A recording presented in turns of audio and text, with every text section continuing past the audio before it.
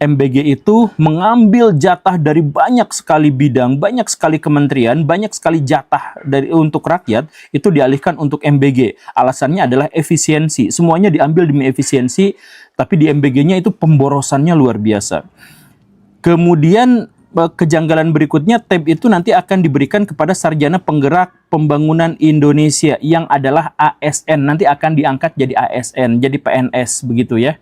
Ini sangat miris mengingat guru-guru di Indonesia bahkan yang sudah P3K itu diduga akan dipecat ribuan jumlahnya.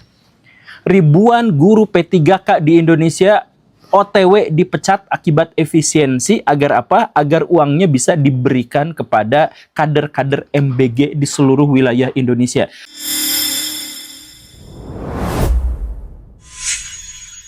Kita mengetahui bahwa dalam 2 pekan terakhir ini warga dihebohkan dengan begitu banyak indikasi-indikasi penyelewengan dana dari program unggulan pemerintah, yaitu makan bergizi gratis. Salah satu yang kemudian menjadi viral, saya sebutkan diantaranya adalah pembelian puluhan ribu motor listrik dari sebuah perusahaan tidak dikenal seharga 1,2 triliun rupiah. Ini saya pikir adalah sebuah indikasi besar adanya kecurangan, adanya manipulasi, adanya korupsi. Beberapa yang bisa kita telah, yang satu itu adalah bahwa pengadaan motor listrik ini yang dilakukan oleh MBG, tukang MBG itu sama sekali tidak berkoordinasi dengan bendahara negara, yaitu Pak Purbaya, Menteri Keuangan kita. Jadi bayangkan saja Baraya, ada anggaran yang begitu besarnya keluar, tetapi Pak Purbaya tidak mengetahui ini.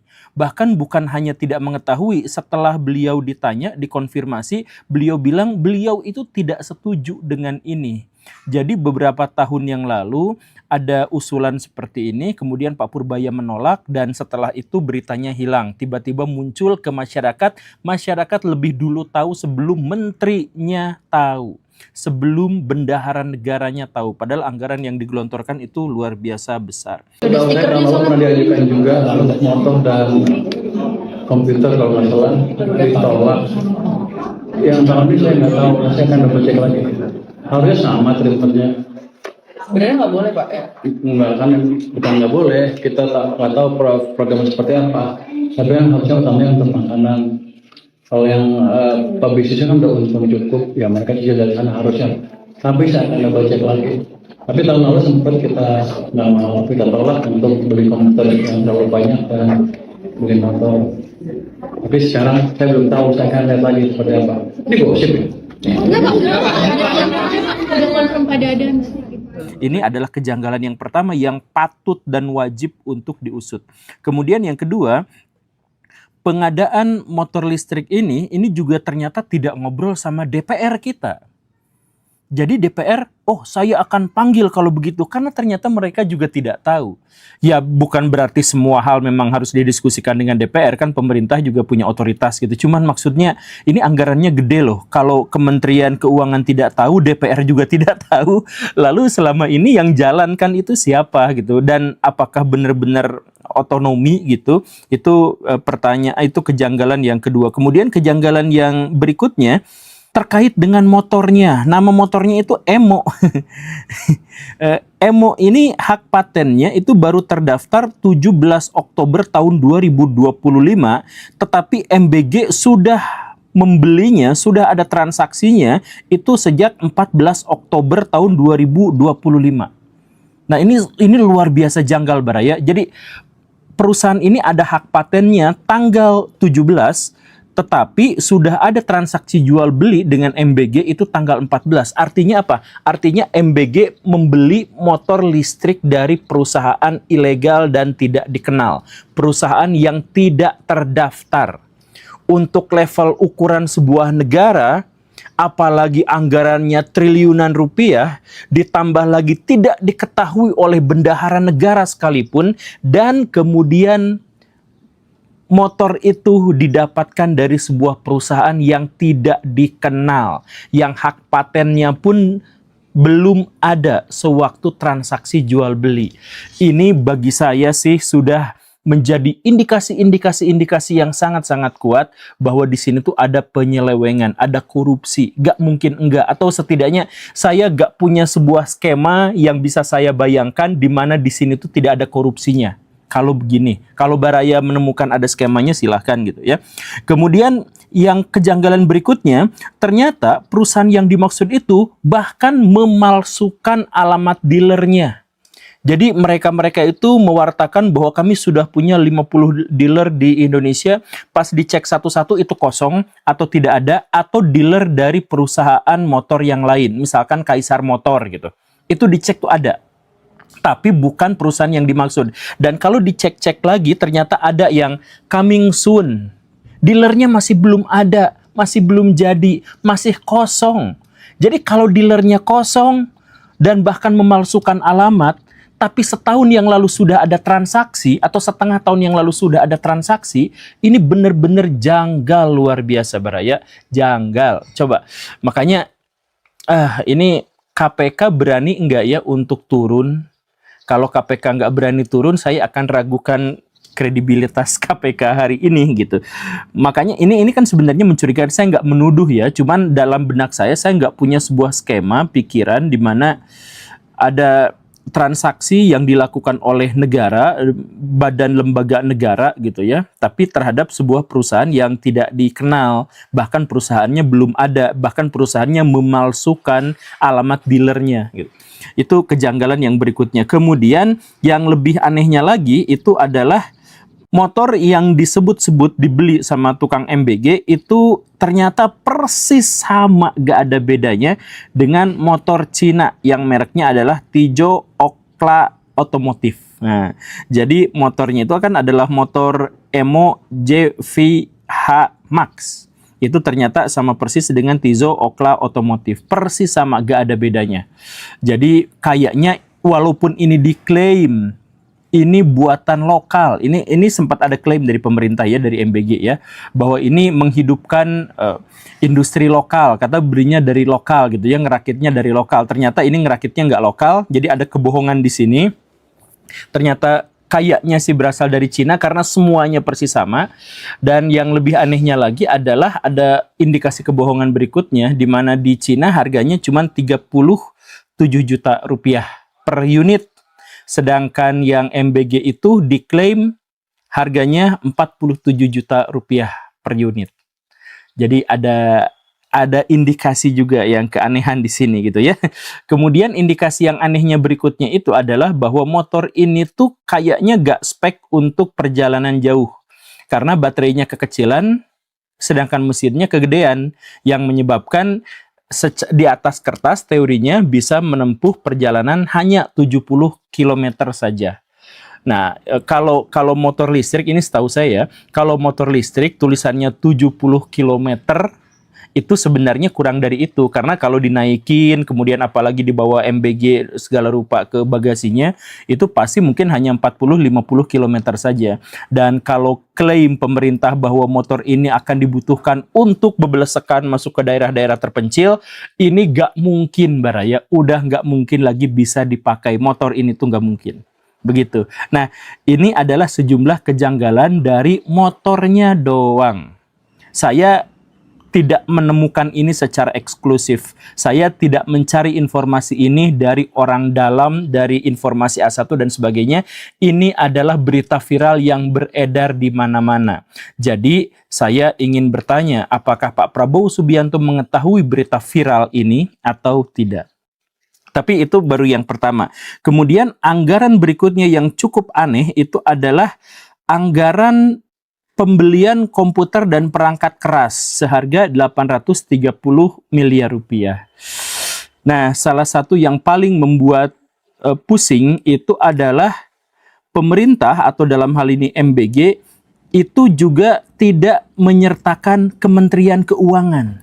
Lagi-lagi Pak Purbaya gak diajakin ngobrol soal ini gitu.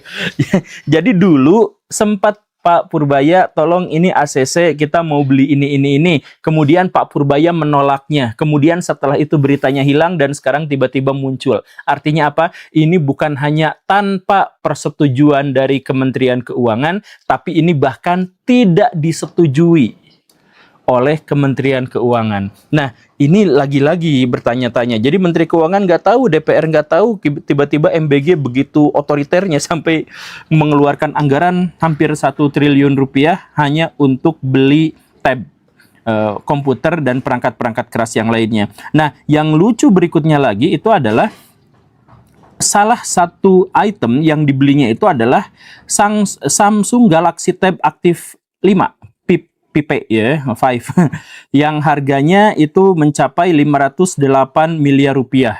Kalau dihitung persatuan itu 17,9 juta rupiah. Harga satu tabnya.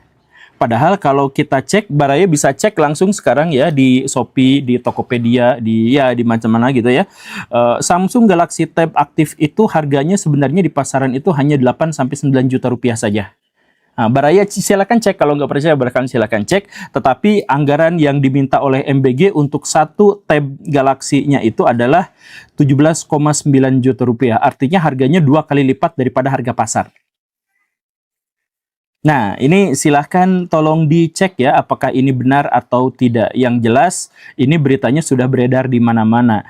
Tukang MBG dan Pak Prabowo Subianto wajib menjelaskan kepada masyarakat apa yang sebenarnya terjadi di sini. Pasalnya, MBG itu mengambil jatah dari banyak sekali bidang, banyak sekali kementerian, banyak sekali jatah untuk rakyat, itu dialihkan untuk MBG. Alasannya adalah efisiensi. Semuanya diambil demi efisiensi, tapi di MBG-nya itu pemborosannya luar biasa.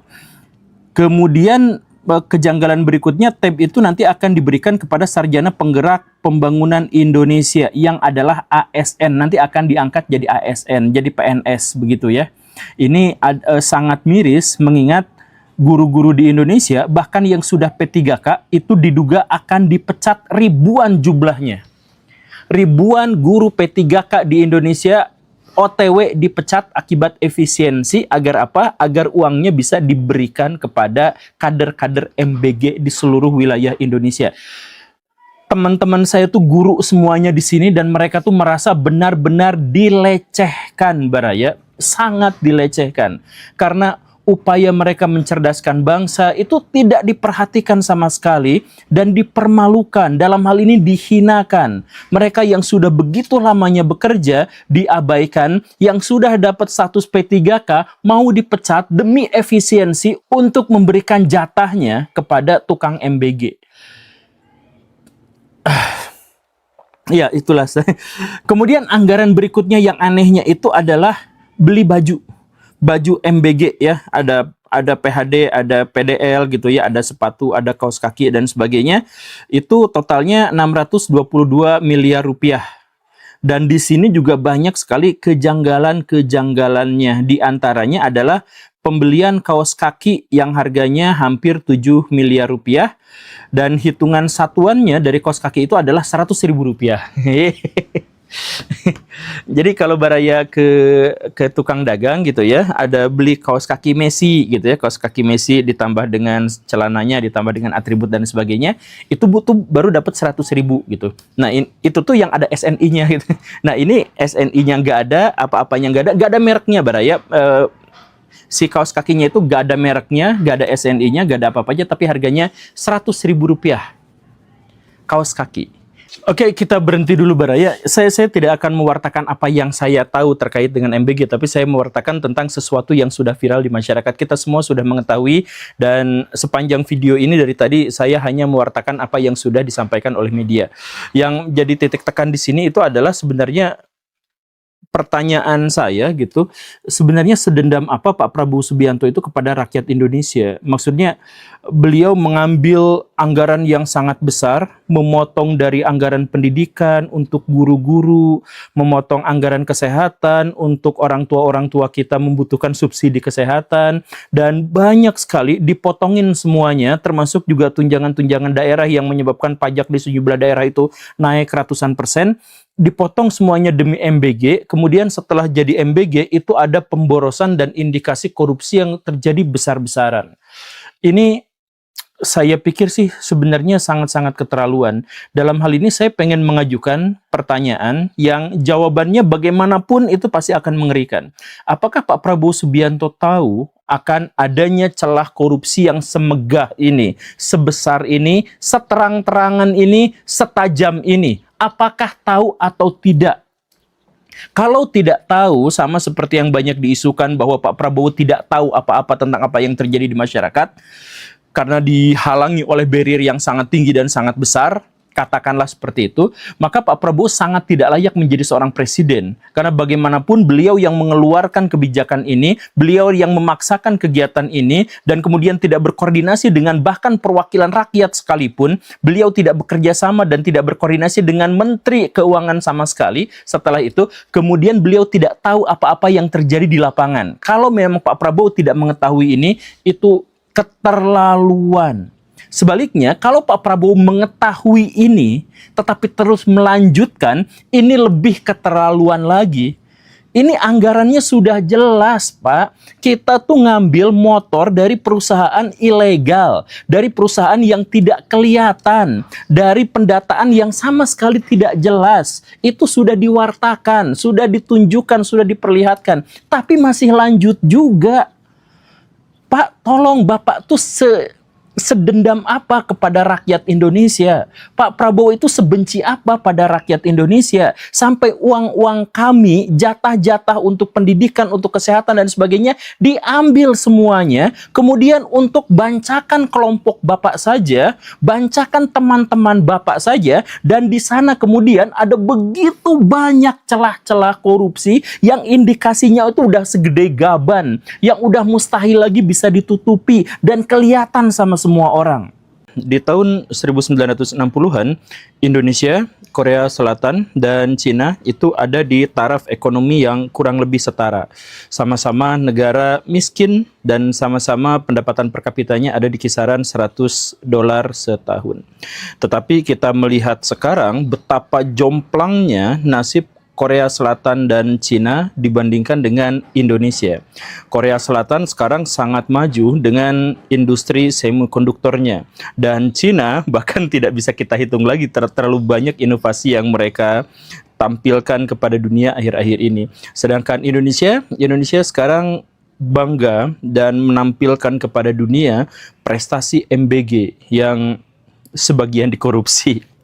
Nah, ini tentu saja menghasilkan cukup banyak pertanyaan di benak kita. Bagaimana ceritanya negara-negara yang start di garis yang sama, tetapi justru finish di tempat yang jauh-jauh sangat berbeda. Saya ingin menggarisbawahi dua hal dalam hal ini, di mana Cina dan Korea pada waktu itu fokus pada pendidikan untuk jangka panjangnya dan fokus pada industri untuk jangka pendek dan menengahnya. Sedangkan Indonesia pada waktu itu baik jangka pendek maupun jangka panjang itu fokus pada dua hal, yaitu pemenuhan kebutuhan pangan nasional dan yang keduanya itu adalah bagaimana cara mengeksploitasi sumber daya alam yang melimpah itu. Jadi Pak Harto itu dulu kurang lebihnya seperti itu. Kenapa harus seperti itu? Gambaran yang paling sederhana yang bisa saya bayangkan dalam konteks psikologi Pak Harto itu adalah bahwa Pak Harto itu kan latarnya adalah seorang petani atau keluarganya adalah keluarga petani. Dan sama seperti semua orang, Pak Harto juga berupaya untuk mensakralkan profesi keluarganya, yaitu petani. Jadi kalau guru biasanya ngomong ke sana ke sini, siapa kalian tanpa guru, begitu kan? Atau pengusaha ngomong ke sana ke sini. Ya bayangkan yang menghidupkan ekonomi bangsa itu adalah para pengusaha dan sebagainya gitu ya. Seseorang selalu mensakralkan profesinya. Nah, dalam hal ini juga Pak Harto itu karena latarnya adalah petani, maka beliau tuh selalu mengatakan bahwa kemajuan Indonesia, kemandirian Indonesia, ketertiban Indonesia itu standarnya adalah ketika mereka bisa memenuhi kebutuhan pangannya. Makanya dalam pidato di FAO tahun 84 atau 85 beliau itu mengatakan bahwa saya yang latarnya begini dan begitu itu berhasil untuk membuat seluruh rakyat Indonesia bisa makan. Begitu judulnya itu adalah bisa makan. Nah, kenapa juga seperti itu? Karena dalam alam pikiran Pak Harto, kalau masyarakat Indonesia bisa makan, maka mereka itu akan kenyang, akan tenang, akan tertib, dan karena itu bisa ditertibkan. Karena itu mereka tidak akan menggoyang pemerintahan, dan karena itu pemerintahan stabil. Dan karena pemerintahan stabil, maka Indonesia akan mencapai kemajuan di masa yang akan datang. Begitu. Nah, premis-premis yang berikutnya yang saya tampilkan barusan itu adalah pemikiran para militer, pemikiran orang-orang yang berkecimpung di dunia perang, di mana yang paling utama dan yang paling penting untuk kemajuan bangsa adalah stabilitas nasional, keamanan negara, dan kedaulatan ideologi, kan begitu. Nah, dua hal itulah yang akhirnya menjadi prioritas Pak Harto dalam menjalankan semua kebijakan-kebijakannya. Ingat baik-baik, satu adalah pertumbuhan ekonomi, dan yang kedua adalah stabilitas keamanan, stabilitas nasional. Itulah yang selalu ditekankan oleh Pak Harto dengan Orde Barunya. Nah, lalu bagaimana dengan bidang-bidang dan sektor-sektor yang lain? Apakah tidak diprioritaskan?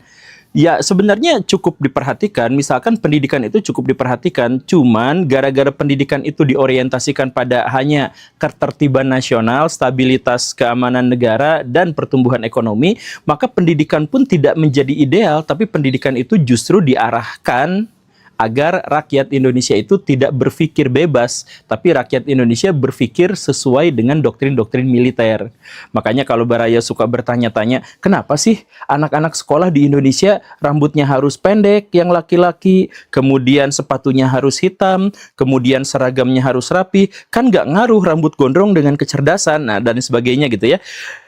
Jawabannya adalah Pak Harto. Pak Harto itu memperlakukan dan melihat sekolah itu sebagai sarana untuk mendisiplinkan anak dengan ala-ala militer.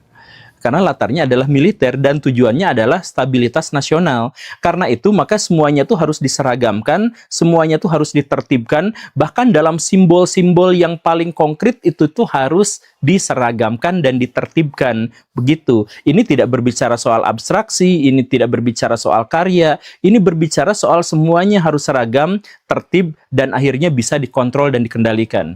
Sehingga kita juga bisa melihat pelajaran-pelajarannya pun adalah pelajaran-pelajaran dogma, pelajaran-pelajaran kontrol negara terhadap rakyat. Misalkan ada pelajaran P4 begitu ya. Kemudian ada pemaksaan-pemaksaan doktrin kesetiaan pada Pancasila terhadap patriotisme dan lain sebagainya. Nah, dampak berikutnya apa? Dampak berikutnya dari pendidikan yang semacam ini itu adalah orang tuh tidak terbiasa untuk berpikir. Orang tuh terbiasa untuk menghafal. Karena mereka tuh harus menghafal, mengingat, dan menerapkan aturan apa yang harus mereka lakukan. Bukan mereka berpikir bagaimana caranya untuk bisa memenuhi kebutuhan pribadi mereka. Nah, karena itu hasil didikan zaman Orde Baru itu adalah kalau ada anak yang mampu menemukan rumusnya sendiri, jawabannya pasti salah. Betapapun dia benar. Kalau si anak mampu menyanggah pendapat si guru, maka dia dianggap kurang ajar, betapapun dia betul. Kalau ada orang yang berpikir dengan nalarnya sendiri, dengan pikirannya sendiri, maka itu akan dihujat dan dicaci maki. Di Indonesia, pernyataan bagi saya, menurut saya, alam pikiran saya itu adalah sesuatu yang tabu. Karena semua orang harus menurut Profesor Anu, menurut seorang Anu, menurut Jenderal Anu. Nah, kecerdasan seseorang di Indonesia menurut versi Orde Baru adalah ketika dia bisa menghafal pendapat pemikiran dari orang yang hidup sebelum mereka. Kenapa seperti itu? Karena kalau bisa menghafal yang lalu-lalu, itu berarti tertib. Dan sudah didoktrin. Nah, kalau sudah ditertibkan, maka akan tercapai stabilitas nasional. Begitu. Jadi, misalkan ketika saya mengajarkan kepada orang-orang atau mengajak orang-orang, ayo kita berpikir skeptis, ayo kita berpikir kritis, bahkan terhadap hal-hal yang sakral sekalipun. Itu dampaknya, impactnya, saya akan dicaci maki luar biasa. Karena apa? Karena orang harus berpikir sesuai dengan yang sudah dirumuskan sebelumnya. Nah, ini adalah hasil pendidikan era Orde Baru.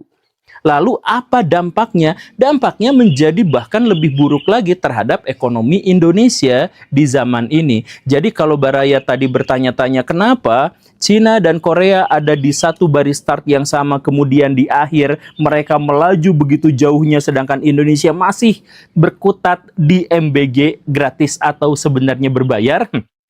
Maka alasannya adalah karena pendidikan kita tuh, saya mohon maaf, ngaco. Lah, kok pendidikannya ngaco? Saya buktikan dalam bentuk data, Baraya.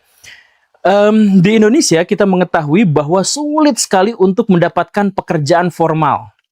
Saking sulitnya, sektor-sektor formal di Indonesia itu paling jauh hanya bisa merekrut 2 juta karyawan saja.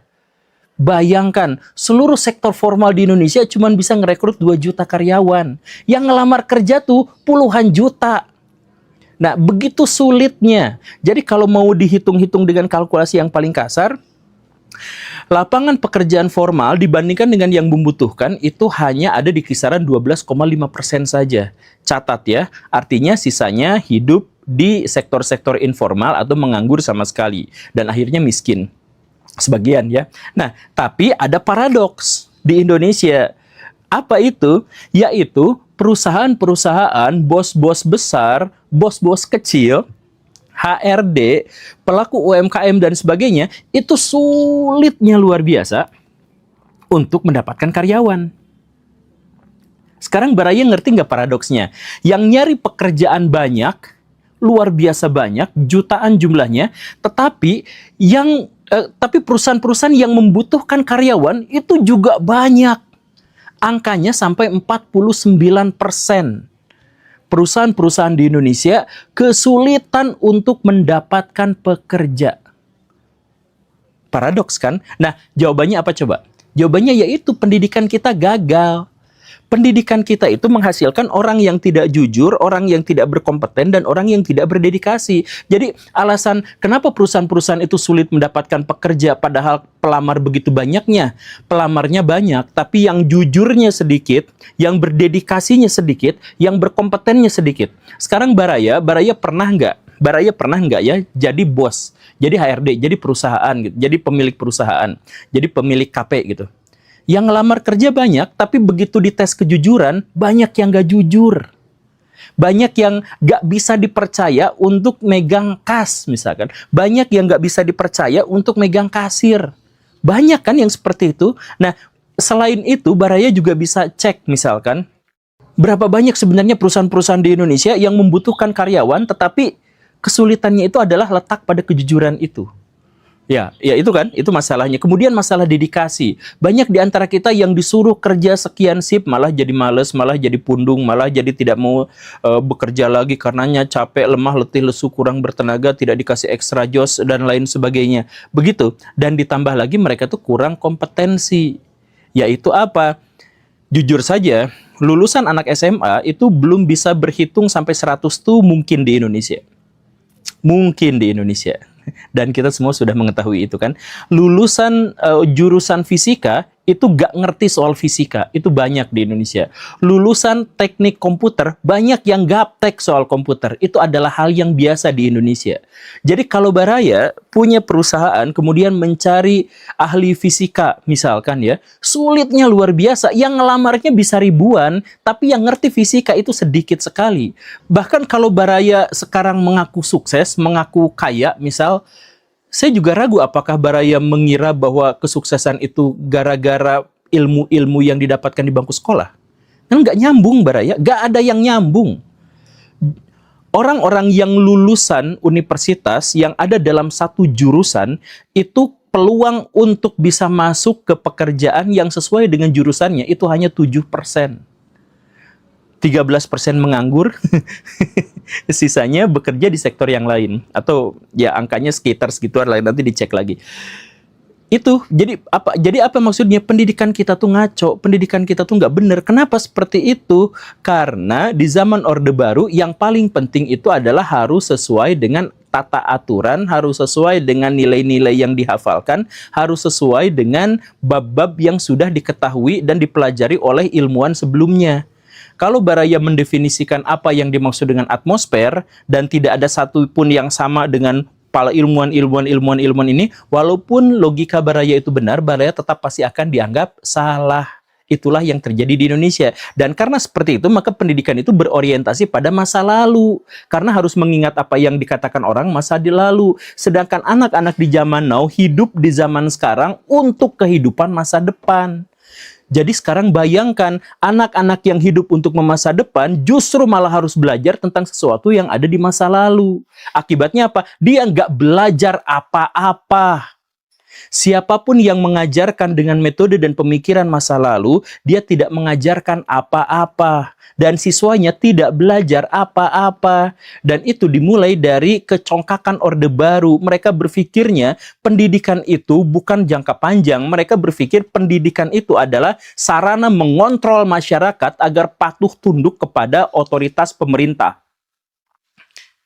Dan saya bongkar itu semua malah di blacklist.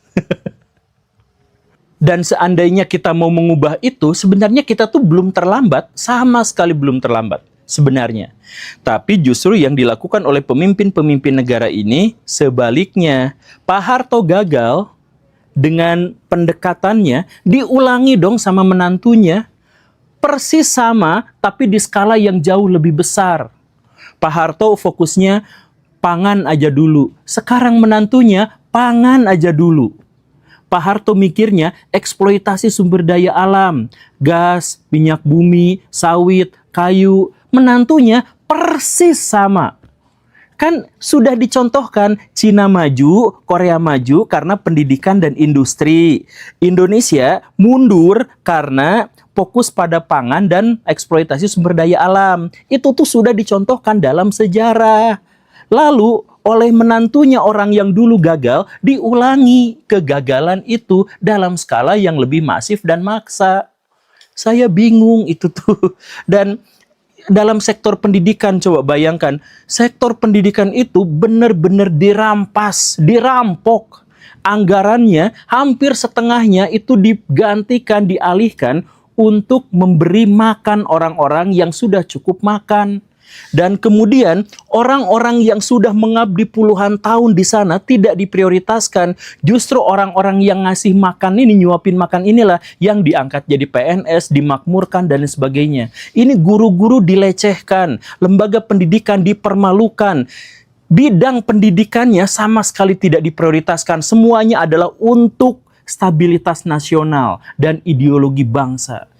Jahat Baraya, dalam hal ini tuh jahat. Dan yang lebih pentingnya lagi adalah kenapa kok nggak mau ngambil pelajaran dari masa lalu gitu. Siapapun yang tidak mengambil pelajaran dari sejarah, dia dikutuk untuk mengulanginya. Coba lihat kemarin itu, Pak Menantu berpidato bahwa guru-guru nanti akan dikasih tambahan 2 juta sebulan. Sorak-sorai. Kapan itu dimulai? 2025. Sorak-sorai. Apa yang terjadi? Tidak ada yang terjadi. Tidak ada yang terjadi apa-apa. Kemudian ada klarifikasi berikutnya bahwa sebenarnya angka 2 juta sebulan itu maksudnya disesuaikan dengan kesanggupan anggaran. Kan ini luar biasa. MBG itu anggaran harus menyesuaikan dengannya, sedangkan pendidikan harus menyesuaikan dengan anggaran. Dilecehkannya luar biasa. Segala anggaran dipotong sana sini demi MBG. Nah sisanya yang adalah kesanggupan anggaran itu diserahkan kepada janji terkait dengan pendidikan, terkait dengan guru-guru. Dan ketika Pak Menantu itu naikin status karyawan MBG jadi PNS, jadi P3K, ada ribuan jumlahnya. Ribuan guru-guru P3K di Indonesia OTW dipecat demi efisiensi. Guru. Jadi, dan ini guru-guru tuh nggak ada yang mau ngomong, nggak ada yang mau speak up, sembunyi-sembunyi aja, nggak ada yang mau gerak. Karena apa? Karena nggak punya daya tawar. Sekalinya ngomong ditekan sama kepala sekolah, kepala sekolahnya ditekan sama dinas, dinasnya ditekan sama yang lebih atas lagi, gitu aja terus-terusan. Nah, saya berbicara dalam hal ini karena teman-teman saya semuanya itu adalah guru. Tetapi bukan hanya soal itu. Yang lebih pentingnya dari itu adalah bahwa pendidikan itu adalah untuk masa depan. Kalau kita mengikuti langkah yang salah yang dilakukan oleh mertua, ya, dan kita melihat sekarang dampaknya begitu buruknya, maka bayangkan apa yang akan terjadi di masa depan.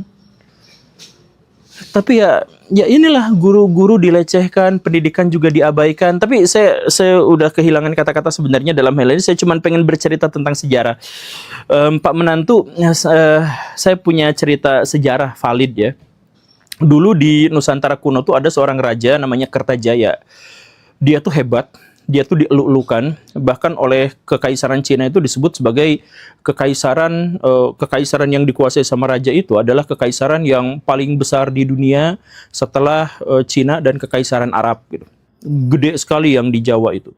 Nah, tetapi rajanya itu tiba-tiba songong dan kemudian dia melecehkan guru, dia melecehkan para pemuka, dia menjelekkan para tetua.